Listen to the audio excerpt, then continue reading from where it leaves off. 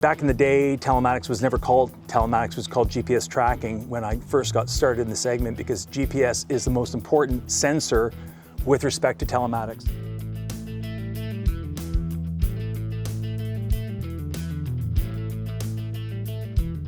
Hi, it's Colin, and here we are for another episode of Road Test. And this series is going to be really exciting for me. It's from where I spent the last 20 plus years of my career, looking at telematics and asset tracking and dash cameras and those technical add-ons that you might be considering for your own business. And we're going to start off with a technology called telematics. You know, back in the day, telematics was never called telematics, it was called GPS tracking when I first got started in the segment, because GPS is the most important sensor with respect to telematics. You may see devices similar to this one. People call them a little dongle. There's three primary sensors, GPS being the most important one. GPS gives you date, time, position, and speed, in some cases, direction of travel.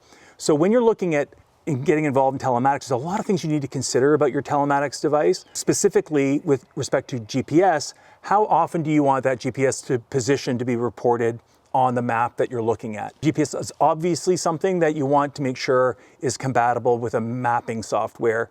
And in most cases these days, you want not just the map, you also want to know the address where the person switched off the ignition or turned on the ignition in the morning. That's really, really important. But there is a difference between GPS providers as to how frequently they turn on and record the GPS.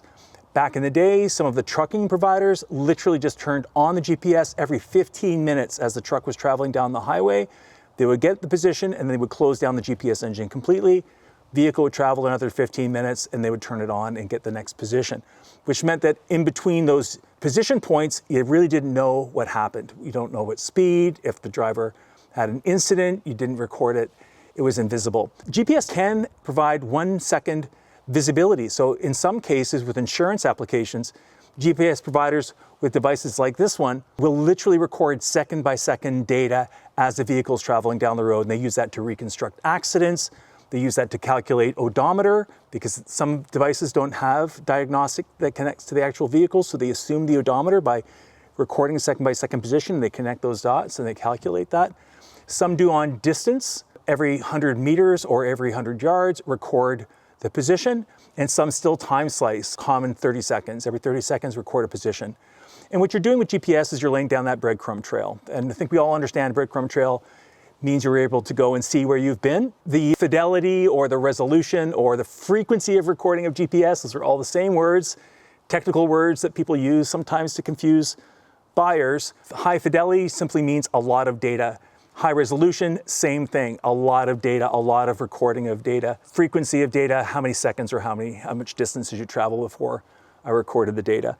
But it's really important that you know that. And in your business case, how often do you feel that you need to have that accuracy of the trip data being recorded, which is different than how often the trip will update on your map, because often those aren't the same thing, and you need to understand that.